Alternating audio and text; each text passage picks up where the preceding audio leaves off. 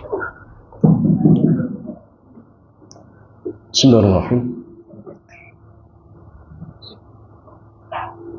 Assalamualaikum warahmatullahi wabarakatuh. Alhamdulillah wassalatu wassalamu ala Rasulillah wa ala alihi wa ashabihi wa man tabi'ahum bi ihsan ila yaumiddin. Yaqul tabaraka wa ta'ala fi kitabihil karim,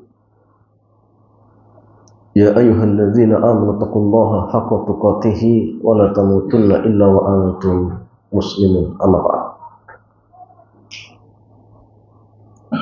Ikhwan wa akhwati fillah, alhamdulillah di sore hari ini Allah Azza wa Jalla kembali mudahkan kita untuk melanjutkan kajian kita pada kitab Pasar Muslim Dunia Makna karya Al-Ustaz Aminul Bait hafizahullah ta'ala. Dan tema di sore hari ini berkaitan tentang hukum jualan di trotoar, boleh atau tidak. Kalau misalkan tidak boleh tetapi tetap berjualan misalkan, apakah kemudian hasilnya haram atau halal? Menulis kitab mengatakan bismillahirrahmanirrahim wassalatu wassalamu ala Rasulillah wa ba'd. Ada dua catatan yang perlu kita pahami agar bisa memahami masalah ini yang lebih sempurna. Permasalahan yang pertama, ada tiga hal yang perlu untuk kita bedakan.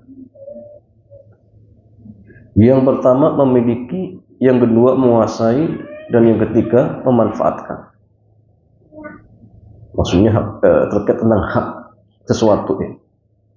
Ada yang memiliki, ada yang menguasai, ada yang hanya dibolehkan memanfaatkan saja.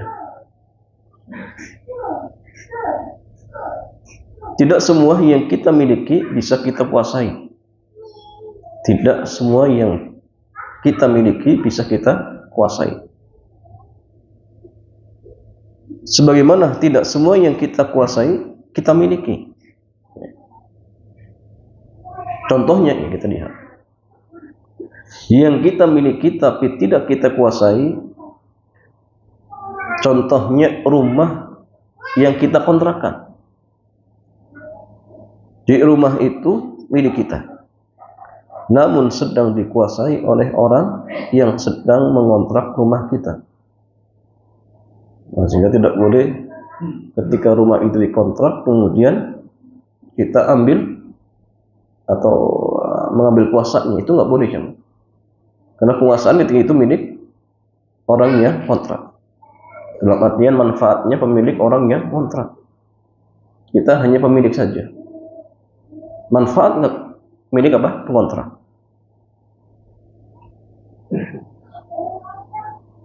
Sehingga tidak boleh kemudian ketika sudah dikontrakkan akhirnya dia jual lagi apa? Manfaatnya nggak boleh.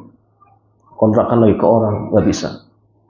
Karena di rentan waktu yang sudah ditentukan manfaat dari rumah itu sudah milik orang lain. Ya. Kemudian yang masalah contoh yang berikutnya, barang yang kita kuasai namun tidak kita miliki. Seperti barang gade yang kita bawa. Jadi barang ini milik orang yang menggadekan. Meskipun selama agunan itu berada di tempat kita, maka kita yang menguasainya. Ya. Tapi ingatnya hanya menguasai. Memanfaatkan boleh tidak? Tidak boleh. Kecuali kalau barang gadean itu berupa binatang ternak dan kita yang memberikan makan, maka boleh kita memanfaatkan sebatas biaya yang kita keluarkan, boleh. Tapi kalau barang tersebut tidak butuh apa? Tidak butuh nafkah, seperti contoh misalkan motor, mobil yang kita gadekan, sawah yang kita gadekan, Maka tidak boleh orang yang menerima gadai tersebut kemudian mengambil manfaatnya. Nggak boleh. Mentang-mentang apa namanya diberikan gadaian motor, akhirnya tiap hari dipakai, itu nggak boleh, cuma namanya riba. Ya, kullu qardin jar manfaatan fahuwa riba. Setiap utang piutang yang menarik manfaat jatuhnya riba. Dari mana manfaatnya? Dia memakai. Jadi hanya menguasai saja. Memanfaatnya pun tidak dibolehkan. Menggunakannya pun tidak dibolehkan. Berbeda lagi dengan manfaatnya. Orang yang bisa memanfaatkan meskipun dia tidak memiliki maupun menguasai, dia hanya bisa memanfaatkan. Contoh seperti fasilitas umum milik negara. Ya. Maka jamaah sekalian, kita bukan memilih, kita pun tidak menguasai, tapi kita boleh memanfaatkan. Jalan misalkan, boleh antum pakai, boleh kita pakai, tapi pemilik negara, penguasa negara. Jangan kemudian akhirnya dipetak, ini milik saya, nggak boleh. Kenapa? Karena ini milik umum. Iya. Ya, fasilitas umum milik negara diatur oleh pemerintah dan digunakan untuk kemanfaatan rakyatnya. Sehingga setiap orang berhak untuk memanfaatkannya. Al-Imam Ibnu Qudamah menjelaskan, wa makana minasyawari'i wat turuq war rihab bainal umran falaysa li ahadin ihya'uhu sawa'un kana wasi'an aw dayyiqa wa sawa'un dayyaqa 'ala an-nasi bidzalika aw lam yudayyiq li'anna dzalika yashtarik fihi muslimun wa tata'allaqu bihi maslahatuhum fa ashbaha masajidahum. Jadi jalan umum, lorong atau lapangan ya, di tengah kota tidak berhak bagi siapapun untuk mengelolanya ya, dengan cara misalkan ditanami ya. Baik tempatnya luas maupun sempit, baik mengganggu orang lain maupun tidak ya. Karena tempat ini milik bersama ya, kaum muslimin, sehingga pemanfaatannya dikembalikan ya,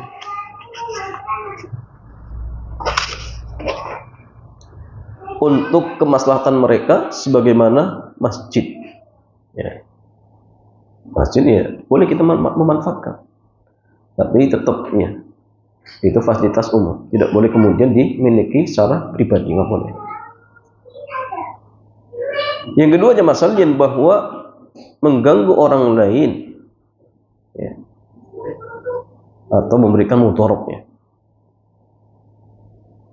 maka hal ini jamaah perlu diperinci. Yang pertama, mengganggu orang lain tanpa ada tujuan manfaat sedikit pun bagi orang yang melakukan gangguan, sehingga tujuannya hanya murni untuk menyakiti sasaran yang diganggu. Ini termasuk tindakan kejahatan yang bernilai dosa besar. Jadi ya manfaatnya nggak ada buat dirinya, cuma ya tujuannya ingin nyakiti orang. Ini dosa besar nggak pun. Contohnya memberikan mudarat dalam wasiat. Jadi orang yang meninggal mewasiatkan sebagian besar hartanya dengan maksud agar ahli waris tidak mendapatkan warisan. Ini nggak boleh. Makanya wasiat menjelang kematian itu nggak boleh, cuma mau di titik sakaratul maut kemudian berwasiat atau wasiat kepada salah satu ahli waris, itu nggak boleh. Kenapa? Karena akan memudaratkan ahli waris yang lain, itu nggak boleh ya, kecuali wasiat itu bukan untuk ahli waris dan tidak dalam kondisi sakaratul maut, maka nggak masalah. Yang penting jangan lebih dari sepertiga. Boleh lebih dari sepertiga dengan catatan ahli waris semua ridho. Kalau mereka ridho misalkan semuanya, nggak masalah.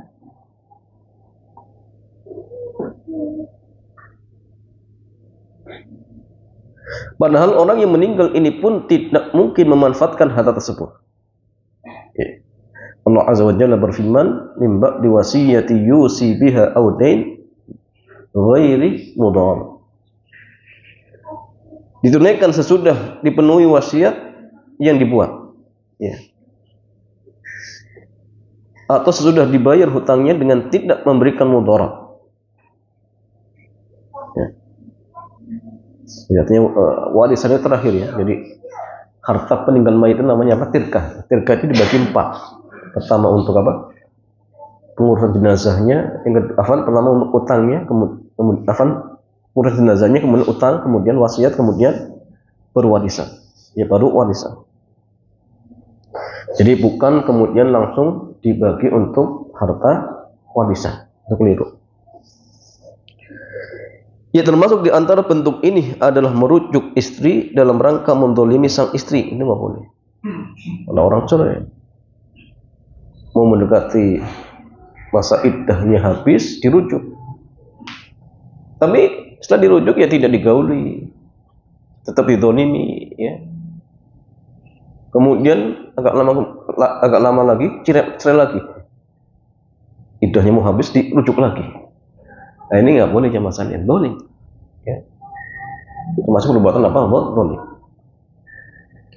Misalnya suami istri sudah tidak ada kecocokan, istri sudah tidak mencintai suami maupun sebaliknya. Kemudian suami menceraikan istrinya, jika masa iddah selesai, istri berhak untuk menikah dengan orang lain. Namun ketika mendekati habis masa iddahnya, sang suami merujuk istrinya dengan maksud agar istri tidak bisa menikah dengan orang lain. Padahal setelah dirujuk, suami tetap tidak mau mendekati istrinya. Ya, tujuannya untuk mendolimi saja. Ini nggak boleh, nggak boleh. Allah Azza wa Jalla berfirman, "Wa idza talaqtumun nisaa fa balagna ajalahunna fa'amsikuhunna bima'rufin aw sarrihuhunna bima'ruf wa la tumsikuhunna diraran lita'tadu." Dan apabila kalian mentalak istri-istrimu lalu mereka mendekati akhir iddahnya, maka rujuklah mereka dengan cara yang ma'ruf atau ceraikan mereka dengan cara yang ma'ruf, ya. Kalau rujuk gampang, ya. Rujuk itu dengan ucapan saja selesai, dan rujuk itu di tangan suami, ya.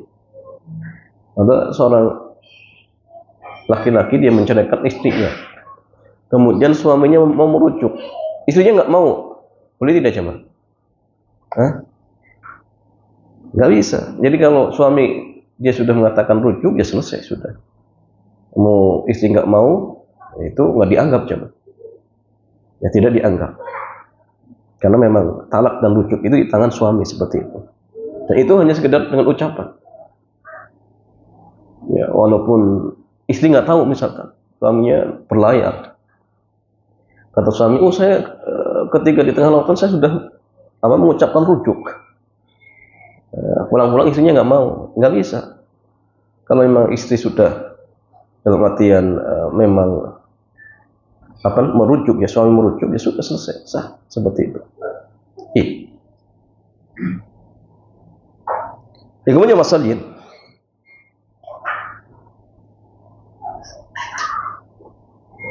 yang kedua, memberikan doror karena tujuan pribadi yang dibenarkan.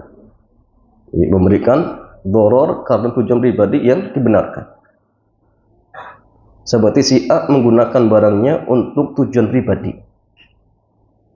namun ternyata mengganggu si B, ya. Atau menghalangi si B untuk memanfaatkan harga, ya, barangnya, ya, yang menyebabkan si B mendapatkan mudarat.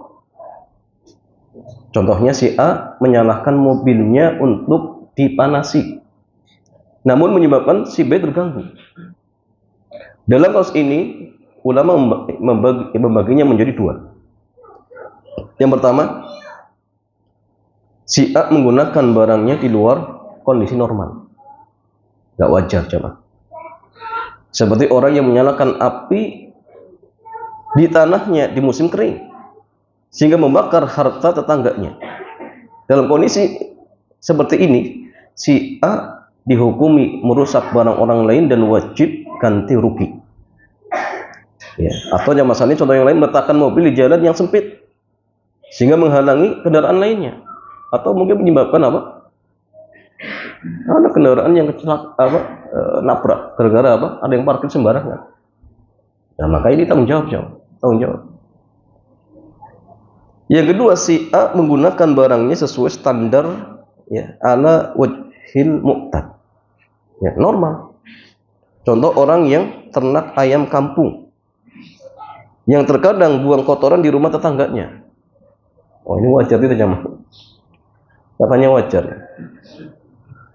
Apakah dia harus dilarang jika mengganggu tetangganya? Ini ada dua pendapat. Yang pertama, dia wajib dilarang karena mengganggu orang lain dengan apa? Ya tadi ya, kotorannya.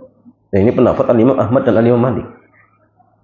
Pendapat yang kedua mengatakan dia tidak boleh dilarang karena dia menggunakan barang milik pribadinya, dan ini pendapat Al-Imam Abu Hanifah dan Asy-Syafi'i. Jangan dilarang. Ya.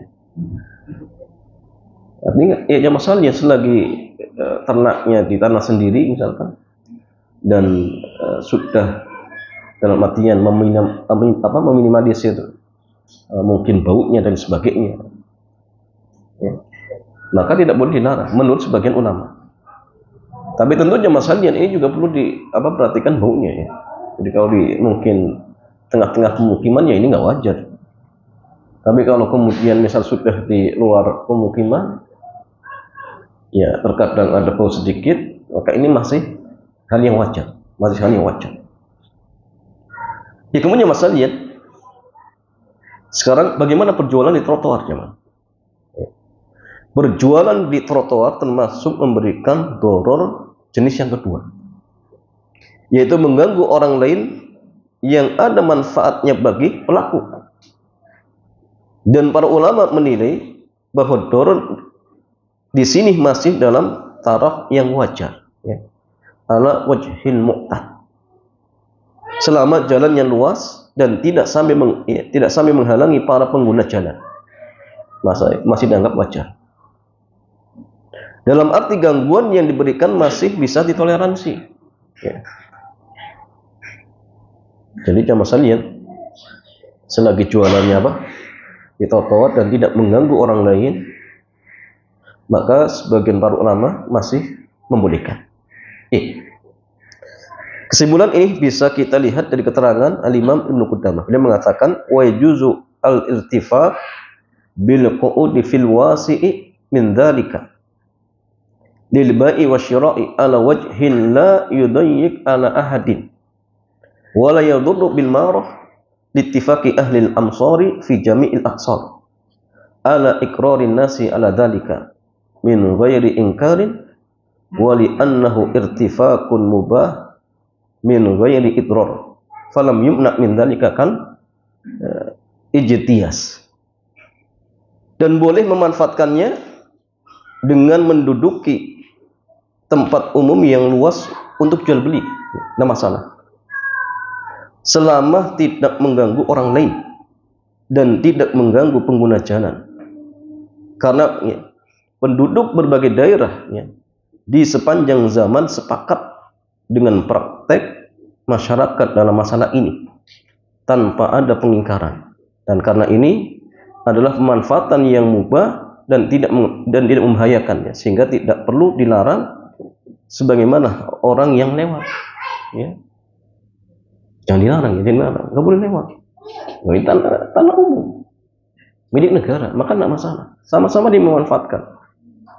Nah, cuma yang masalahnya harus tahu aturan-aturan orang yang jual di trotoar, harus tahu aturannya. Karena yang masalahnya apa aturannya, kita lihat. Melanjutkan kajian seputar berjualan di trotoar, kita sambung dengan pembahasan aturan bukalapak di trotoar. Aturan ini tidak hanya sebatas yang ada kaitannya dengan gangguan bagi para pengguna jalan ya. Imam Ibnu Qudamah mengatakan, qala Ahmad fi sabiqi ila dakarki nisu gudwatan fa huwa lahu il-lail wa kana hadha fi suqil madinati fi ma madha. Jadi orang yang paling pagi datang untuk membuka lapak di pasar, maka dia berhak menggunakannya sampai malam. Dan ini terjadi di pasar Madinah di masa silam. Jadi yang datang duluan ya dia paling berhak berarti itu. Di antara dalil yang diwakilkan oleh beliau adalah hadis dari Bunda Aisyah radhiyallahu taala anha, di mana beliau menawarkan, ya Rasulullah, maukah kami bangunkan untuk Anda tempat di Mina, untuk tempat Anda bisa berteduh dan bermalam di sana. Maka jawaban Nabi, la, Mina munahuman sabak. Jangan. Mina adalah tempat untuk berdiam bagi orang yang datang lebih awal. Artinya lebih awal dia paling berhak. Beliau menolak tawaran ini karena semua wilayah Mina untuk kepentingan bersama bagi jamaah haji. Sehingga tidak boleh ada bangunan yang permanen yang akan menguasai sebagian wilayah milik umum. Dari penjelasan beliau menunjukkan bahwa sebatas memasang lapak di tempat umum untuk jualan bukan termasuk menguasai, namun masuk dalam kategori memanfaatkan. Dan siapa yang pertama menduduki, dia yang paling berhak. Jadi kalau misalkan dia paling dulu kemudian buka lapak, dia paling berhak sampai nanti malam hari. Tapi kalau kemudian dia tinggalkan barangnya, berarti besok pagi dia paling berhak lagi ya. Yang penting intinya apa? Jangan dibangun permanen. Intinya itu. Selanjutnya masalahnya, jika penjual ini pindah, maka dia tidak boleh menjual tempat itu ke orang lain. Nah, ini kadang sebagian kita apa jemaah? Ini milik negara. Mentang-mentang dia sudah mematkan dari awal, mau pindah boleh jual. Nah, ini nggak boleh jemaah. Harusnya dia sudah harusnya dia bersyukur. Kenapa? Bertahun-tahun dia memanfaatkan tempat tersebut, ya mungkin nggak bayar jemaah. Atau mungkin bayar pun sedikit. Kok kemudian mau pindah dijual ke orang lain? Itu nggak boleh. Jika dijual berarti dia telah menguasai tempat umum tanpa hak. Nggak boleh. Al-Imam Ibnu Qudamah dia juga mengatakan, wasabiqu ahaqqu bihi madama fihi, fa in qama wa taraka mata'ahu fihi lam yajuz li ghairihi izalatu li'anna yadal awwal alaih wa inna qala mata'ahu kana li ghairihi an yaqudu fihi li'anna yadahu qad zala. Jadi orang yang pertama dia yang paling berhak dengan tempat itu selama dia berada di sana. Jika dia pergi namun barangnya masih ditinggal, maka orang lain tidak boleh memindahkannya karena hak orang yang pertama masih ada di tempat itu. Namun jika dia pindahkan barangnya, maka orang lain memiliki hak untuk menempatinya karena hak orang yang pertama sudah tidak ada. Nah, sehingga jemaah dari keterangan di atas kita bisa menyimpulkan beberapa ketentuan ketika ingin buka lapak. Yang pertama jemaah sekalian, tempat itu milik umum, bukan milik pribadi. Yang kedua, siapa yang duluan, dia paling berhak untuk menempati dan memanfaatkan lahan. Yang ketiga, tidak boleh dibangun bangunan yang permanen, membuat bangunan permanen di tempat umumnya.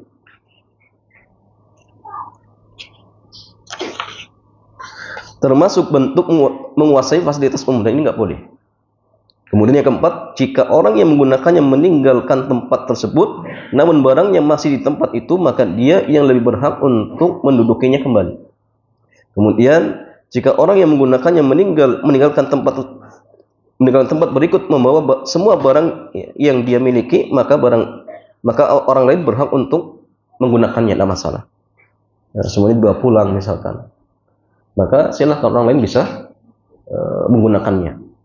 Dan yang keenam, orang yang meninggalkan tempat itu tidak berhak menjual tempat yang dia tinggalkan kepada orang lain.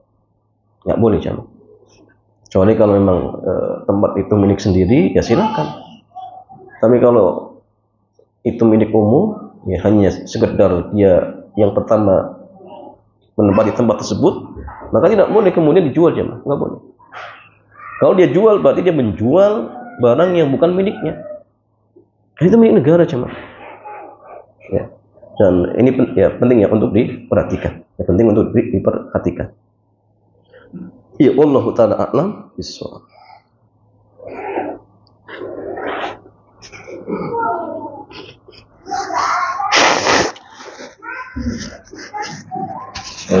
Alhamdulillah kepada dari jawab. Ya sebentar ya. Pertanyaan mungkin nggak lama ya. Nggak lama. Dan nanti insya Allah ada saudara kita yang insya Allah akan bersahadat. Ya. Nanti ya. Habis ini ya insya Allah ya. Iya. Insya Allah. Jadi antum menjadi saksi. Saya minta 2 orang saksi nanti ya. Dan setelah itu mungkin nanti bisa dicatat. Ya, Fatih. Alhamdulillah. Kita sampai pada sisi tanya jawab. Bagi jawab mungkin dari mana ada yang mau bertanya?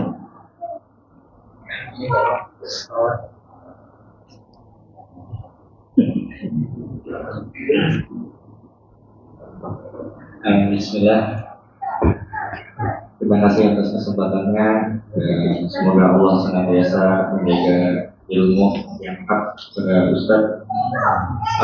Sederhana Ustaz, pertanyaannya, di beberapa trotoar yang dibangun pemerintah, setahu anak secara umum itu ada aturan-aturan diantaranya tidak boleh dimanfaatkan kecuali untuk berjalan kaki. Nah ini bagaimana Ustaz?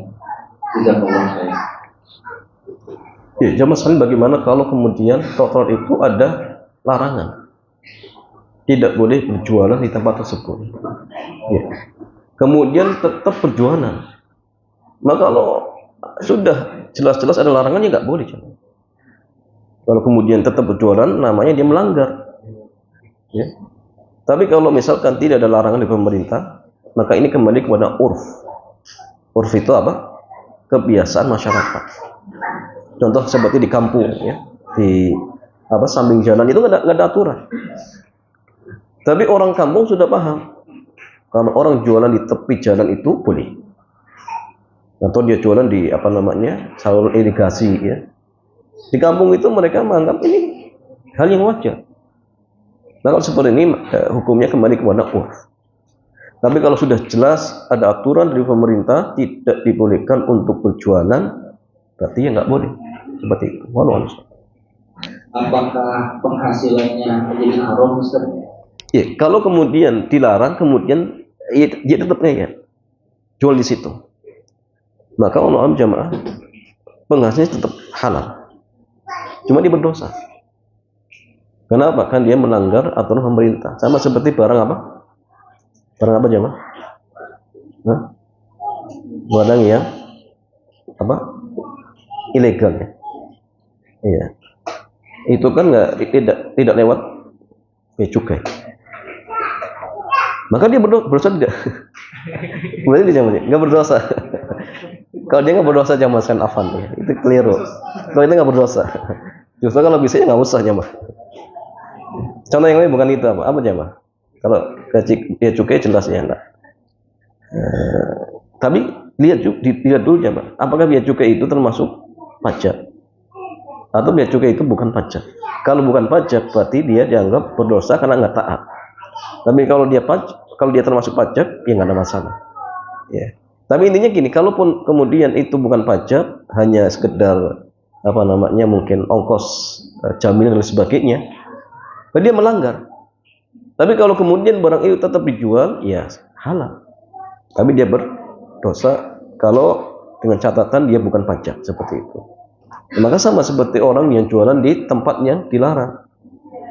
Barang yang jual halal. Ya, barang yang jual halal. Nah, tapi dia berdosa. Kenapa? Karena dia tidak taat dengan pemerintah. Ini pendapat yang tepat. Kenapa? Karena larangan yang bisa menyebabkan jual beli itu tidak sah itu ketika larangan itu terkait dengan mahiyatul bai'. Inti apa? Jual beli. Seperti terkait dengan rukun dan syarat. Kalau terkait dengan ini nggak boleh. Tapi kalau tidak terkait dengan ini tetap sah. Contoh seperti jualan di mana? Di masjid. Hal haram jemaah. Pendapat yang kuat haram, nggak boleh jualan di masjid. Tapi kalau terjadi pendapat yang sahih, sah jual belinya. Jual belinya apa? Sah. Kan sama. Masjid dilarang. Yang larang siapa? Allah langsung jemaah. Lewat Rasulullah. Kalau dijual di trotoar siapa yang larang? Pemerintah lebih mana jamaah? Di masjid saja sah, apalagi di trotoar tetap sah, tapi dia berdosa karena tidak taat dengan pemerintah. Seperti itu. Wallahu ta'ala a'lam.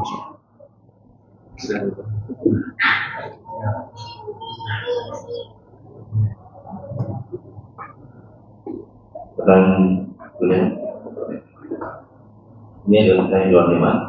Apa nih saya kan almarhum suami saya dimakamkan di bawah makaman umum. Bolehkah dipindah ke pemakaman itu? Almarhum apa? Almarhum suami saya dimakamkan di bawah makaman umum. Apakah boleh dipindah ke pemakaman itu? Oh, maaf. Ya, apakah boleh memindahkan seseorang yang sudah dikuburkan di tempat pemakaman campur atau umum? Setelah itu dipindah ke pemakaman khusus muslim. Jawabannya boleh, nggak masalah. Dengan catatan tidak sampai membahayakan si mayit. Jelas? Membahayakan itu contohnya tulang belulangnya bisa hancur. Ya, kalau kemudian misalkan bisa hancur ya sudah nggak perlu. Ya tidak perlu. Tapi kalau kemudian tetap boleh tidak jamaah? Dilihat ada kebutuhan yang mendesak atau tidak. Contoh untuk lebaran jalan itu boleh. Maka dipindahkan jasadnya walaupun sudah hancur tidak masalah. Kenapa? Karena ada maslahat yang lebih besar. Tapi kalau tanpa ada maslahat yang lebih besar, maka perhatikan ya kondisi jenazah. Ya. Kecuali gini ya masalah memang di situ dia sendirian ya. Dia muslim sendirian di situ. Maka silakan boleh dipindahkan. Ya, walaupun ya mungkin jasadnya sudah mungkin hancur seperti itu. Dan dengan catatan tadi tidak menimbulkan fitnah seperti itu. Wallahu a'lam. Yang berikutnya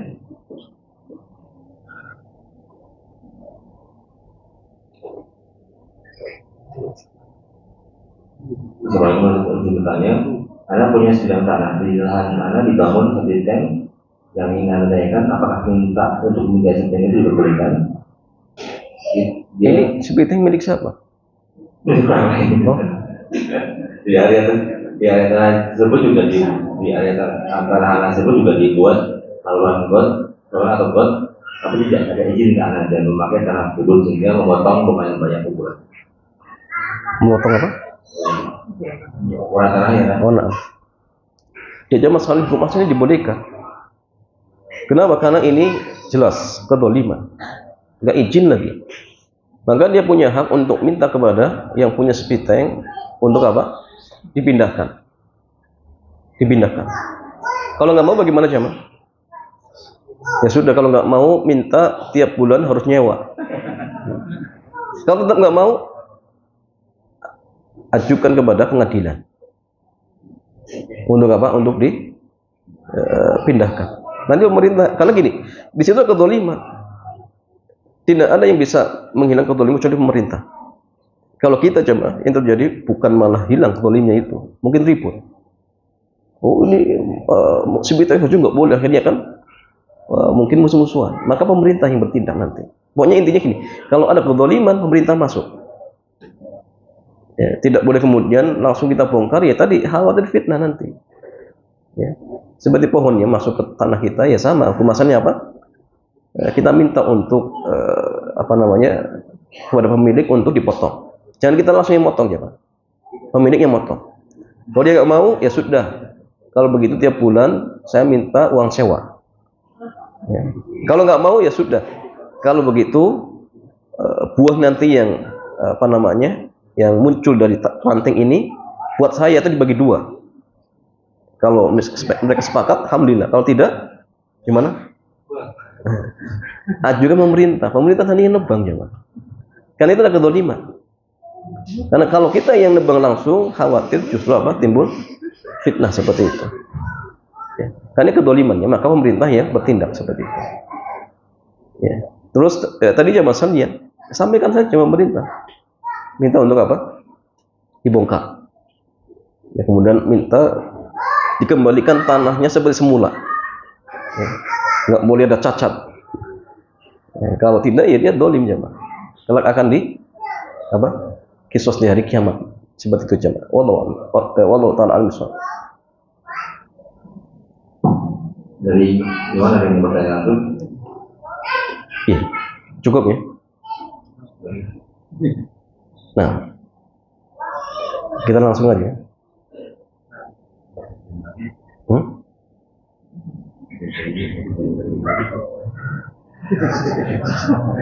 Ya, siapa mau saksi? Mau jadi saksi siapa?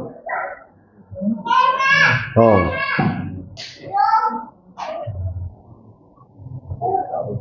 Pak Wawan sama siapa yang Fadol? 2 orang saksi.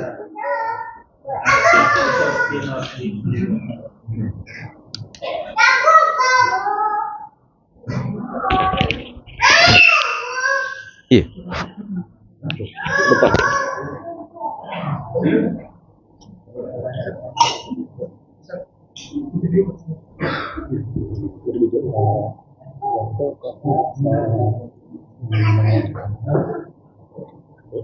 Karena mau ngomong